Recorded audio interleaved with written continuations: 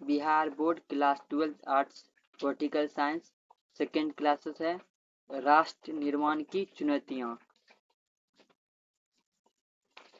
विभाजन के परिणाम। लोगों को अपना घर छोड़कर शरणार्थी शिविर में रहना पड़ा।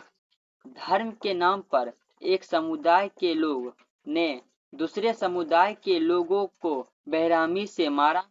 कई जगह सांप्रदायिक दंगे होने लगा। धर्म के आधार पर या धर्म के नाम पर एक समुदाय के लोग ने दूसरे समुदाय के लोगों को बेरहमी से मारा। कई जगह सांप्रदायिक दंगे होने लगे। सीमा के दोनों ओर हजारों की तादाद में औरतों को अगवा कर लिया गया। उन्हें जबरन शादी करनी पड़ी और अगवा करने वाले का धर्म भी अपनाना पड़ा। सीमा के दोनों ओर हजारों की तादाद में औरतों को अगवा कर लिया गया और उन्हें जबरन शादी करनी पड़ी और अगवा करने वाले का धर्म भी अपनाना पड़ा। वित्तीय संपदा के साथ साथ टेबल, कुर्सी, टाइपराइटर और पुलिस के वाद्य यंत्र का बंटवारा हुआ। सरकारी और रेलवे के कर्मचारी का भी बंटवारा हुआ था। आगे देखते हैं।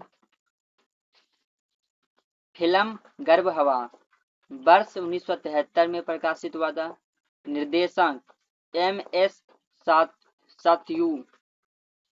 पटकथा कैफी आजमी।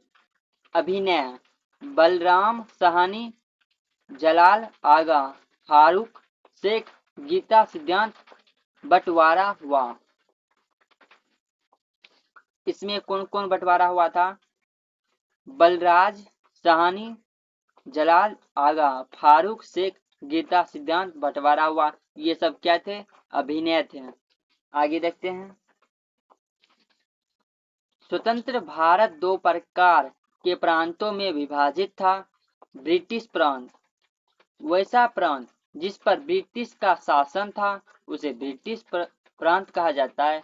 ब्रिटिश शासन या ब्रिटिश प्रांत जिसमें ब्रिटिश का शासन था उसे ब्रिटिश प्रांत कहा जाता है। आगे देखते हैं। रजवाड़ा, देसी रियासत, वैसे प्रांत जिस पर राजा का शासन था उसे रजवाड़ा कहा जाता था। इंस्ट्रूमेंट ऑफ एक्सेशन, रजवाड़ों के शासकों से भारतीय संघ में विलय के लिए एक हस्ताक्षर करवाया जिसे इंस्ट्रूमेंट ऑफ एक्सेशन कहा जाता है। इंस्ट्रूमेंट ऑफ एक्सेशन क्या होता है?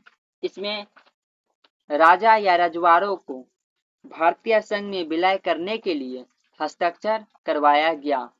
इसे इंस्ट्रूमेंट ऑफ एक्सेशन कहा जाता है। आगे देखते हैं।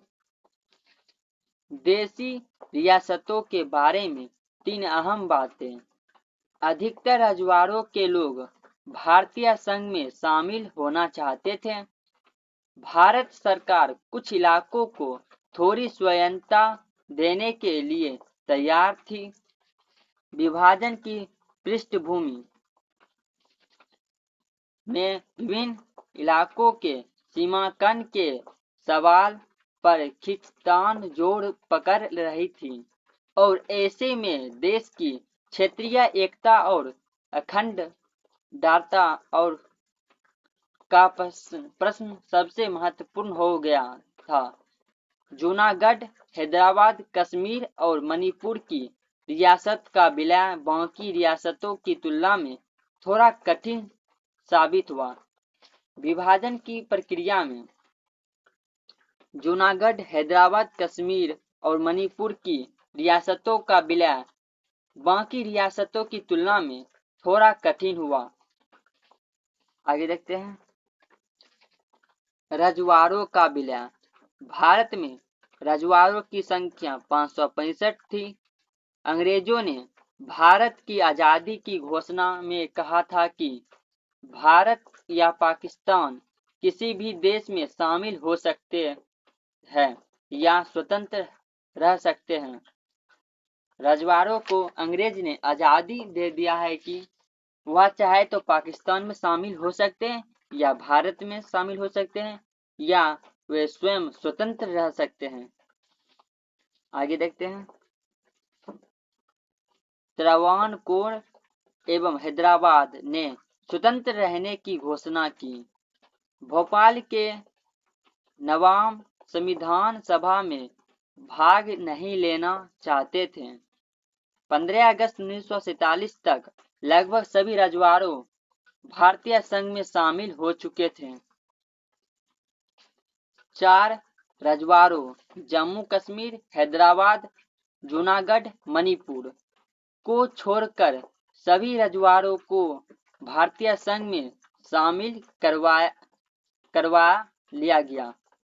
सरदार वल्लभ भाई पटेल 1875 से 1950। रजवाड़ों को विलय कराने में महत्वपूर्ण भूमिका सरदार वल्लभ भाई पटेल ने निभाई थी। रजवाड़ों को विलय करने में किसने महत्वपूर्ण भूमिका निभाई? सरदार वल्लभ भाई पटेल ने। सरदार वल्लभ भाई पटेल को लौह पुरुष कहा जाता है। किसे लौह पुरुष के नाम से जाना जाता है? सरदार वल्लभ भाई पटेल को। खान अब्दुल गफ्फार खान को सीमांत गांधी के नाम से जाना जाता है। खान अब्दुल गफ्फार को किस नाम से जाना जाता है? सीमांत गांधी के नाम से जाना जाता है। सरदार वल्लभ भाई पटेल स्वतंत्र भारत के उप प्रधानमंत्री और प्रथम गृह मंत्री रह चुके थे। हैदराबाद का विलय। पुराने हैदराबाद के कुछ हिस्सों आज के महाराष्ट्र, कर्नाटक और आंध्र प्रदेश में है। हैदराबाद के शासक को निजाम कहा जाता है। हैदराबाद का निजाम चाहता था कि हैदराबाद को आजाद रियासत का दर्जा दिया जाए। नवंबर 1947 में हैदराबाद के निजाम और भारत के सरकार के बीच 1 साल का समझौता हुआ। हैदराबाद के किसान और महिलाओं में निजाम के खिलाफ आंदोलन कर दिया। हैदराबाद के किसान और महिलाओं ने निजाम के खिलाफ आंदोलन कर दिया। आंदोलन को दबाने के लिए निजाम में अर्धसैनिक बल को भेजा, जिसे राजाकार कहा जाता था।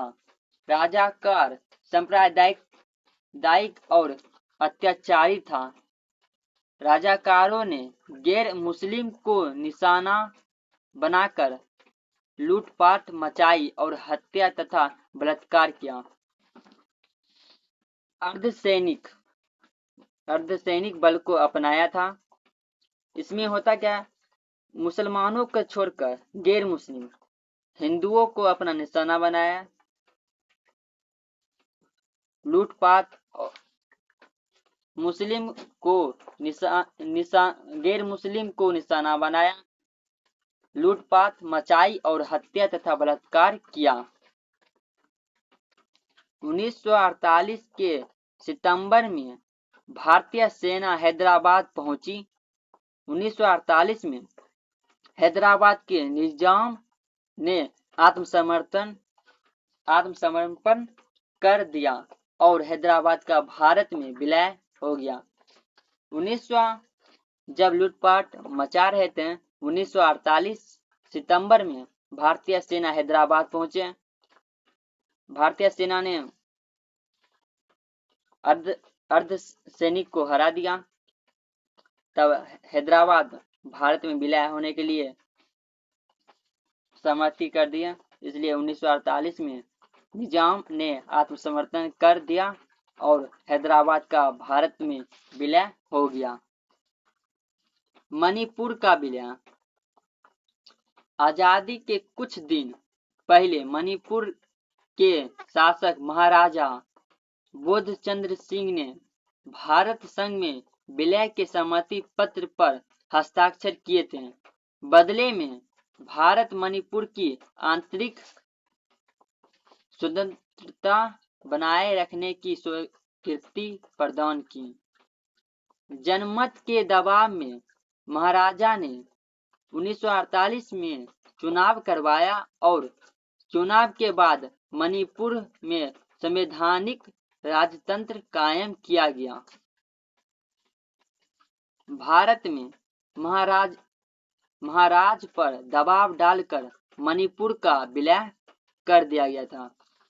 मणिपुर का विलय महाराज पर दबाव डालकर किया गया था। मणिपुर का विलय। राज्यों का पुनर्गठन। औपनिवेशिक शासक के समय प्रांतों का गठन प्रशासनिक सुविधा के अनुसार किया गया था, लेकिन स्वतंत्र भारत में भाषाई और सांस्कृतिक बहुलता के आधार पर राज्यों के गठन की मांग हुई। भाषा के आधार पर प्रांतों के गठन का राजनीतिक मुद्दा कांग्रेस के नागपुर अधिवेशन 1920 में पहली बार शामिल किया गया था। आंध्र प्रदेश को भाषा के आधार पर राज्य बनने की मांग उठी। आंध्र प्रदेश में इस आंदोलन का नेतृत्व गांधीवादी नेता पोट्टी श्रीरामुलु के द्वारा किया गया। पोट्टी श्रीरामुलु 56 दिनों तक आमरण अनशन पर बैठने से मौत हो गया। 56 दिनों भूख हड़ताल पर बैठे रहे, इसके कारण उसे मौत हो गया। जिसके बाद 1952 में आंध्र प्रदेश को राज्य का दर्जा प्रदान किया गया। राज्य पुनर्गठन आयोग का गठन 1953 ईस्वी में किया गया था। पुनर्गठन आयोग का स्थापना कब किया गया था?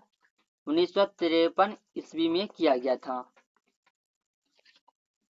राज्य पुनर्गठन आयोग का काम राज्य का पुनर्गठन करना था। राज्य का पुनर्गठन आयोग का काम राज्य का पुनर्गठन करना था। राज्य पुनर्गठन आयोग ने अपने रिपोर्ट में कहा गया कि राज्यों की सीमाओं का निर्धारण वह बोले जाने वाली भाषा के आधार पर होनी चाहिए। राज्य पुनर्गठन आयोग ने अपनी रिपोर्ट में कहा कि राज्यों की सीमाओं का निर्धारण वह बोले जाने वाली भाषा के आधार पर होनी चाहिए। राज्य पुनर्गठन आयोग के अध्यक्ष न्यायमूर्ति फजल अली थे। राज्य पुनर्गठन आयोग के अध्यक्ष कौन थे? न्यायमूर्ति फजल अली थे। राज्य पुनर्गठन आयोग की प्रमुख सिफारिश त्रिस्तरीय राज्य प्रणाली को समाप्त किया गया। केवल 3 केंद्र शासित क्षेत्रों अंडमान और निकोबार, दिल्ली, मणिपुर को छोड़कर बाकी के केंद्र शासित क्षेत्रों को उनके नजदीकी राज्यों में मिला दिया जाए। राज्यों की सीमा का निर्धारण वहां पर बोली जाने वाली भाषा होनी चाहिए। राज्यों की सीमा का निर्धारण वहां पर बोली जाने वाली भाषा होनी चाहिए। राज्य पुनर्गठन आयोग ने अपनी रिपोर्ट 1955 में प्रस्तुत की तथा इसके आधार पर संसद में राज्य पुनर्गठन अधिनियम 1956 पारित किया गया और देश को 14 राज्य एवं 6 केंद्र शासित संघ शासित क्षेत्रों में बांटा गया। राज्य पुनर्गठन आयोग ने अपनी रिपोर्ट 1955 में प्रस्तुत की तथा इसके आधार पर संसद में राज्य पुनर्गठन अधिनियम 1956 पारित किया गया और देश को 14 राज्य 6 केंद्र शासित क्षेत्रों में बांटा गया। 1956 से पूर्व भारतीय राज्य व केंद्र शासित प्रदेश 1960 में बम्बई से अलग कर महाराष्ट्र और गुजरात बनाया गया। 1960 में बम्बई से अलग कर महाराष्ट्र और गुजरात बनाया गया। 1953 में असम से अलग कर नागालैंड को राज्य का दर्जा दिया गया। 1953 में असम से अलग कर कौन सा राज्य बना? नागालैंड। नागालैंड राज्य के अस्तित्व में कब आया? 1953 में आया। 1966 में पंजाब से अलग होकर हरियाणा और हिमाचल प्रदेश बनाया गया। 1966 में पंजाब से अलग होकर कौन सा राज्य बना? हरियाणा और हिमाचल प्रदेश बनाया गया। कब बनाया गया? 1966 में बनाया गया। 1972 में असम से अलग करके मेघालय, मणिपुर और त्रिपुरा बनाया गया। 1972 में असम से अलग करके कौन कौन राज्य बना? मेघालय, मणिपुर और त्रिपुरा राज्य बनाए। 3 राज्य बना। कब बना? 1972 ईस्वी में बना। 1975 में सिक्किम को राज्य का दर्जा दिया गया। 1975 में कौन सा राज्य का दर्जा दिया गया? सिक्किम को राज्य का दर्जा दिया गया था। 1987 में असम से अलग कर मिजोरम और अरुणाचल प्रदेश को राज्य बनाया गया। 1987 में असम से अलग कर मिजोरम और अरुणाचल प्रदेश को राज्य बनाया गया। कब बनाया गया? 1987 में। कौन कौन राज्य बने? अरुणाचल प्रदेश और मिजोरम बना। 1987 में गोवा को राज्य का दर्जा दिया गया। 1987 में गोवा को राज्य का दर्जा दिया गया। कब दिया गया गोवा को राज्य का दर्जा? 1987 में दिया गया था। 2000 ईस्वी में मध्य प्रदेश से अलग कर छत्तीसगढ़, उत्तर प्रदेश से अलग कर उत्तराखंड और बिहार से अलग कर झारखंड को राज्य बनाया गया। 2000 ईस्वी में मध्य प्रदेश से अलग कर छत्तीसगढ़ बना, उत्तर प्रदेश से अलग कर उत्तराखंड बना, बिहार से अलग कर झारखंड को राज्य बनाया गया। 2014 में तेलंगाना को राज्य बनाया गया। 2014 में तेलंगाना को राज्य का दर्जा दिया गया। तेलंगाना को राज्य का दर्जा कब दिया गया? 2014 में दिया गया था। आज के क्लासेस में यहीं तक रहने देते हैं। तब तक लाइक करिए, कमेंट करिए, शेयर करिए, सब्सक्राइब कर लीजिए। अगले क्लासेस में क्वेश्चन और आंसर कर लेंगे। अभी के लिए यहीं तक रहने देते हैं। चैनल को सब्सक्राइब कर लीजिएगा, शेयर और कमेंट लाइक कर लीजिएगा।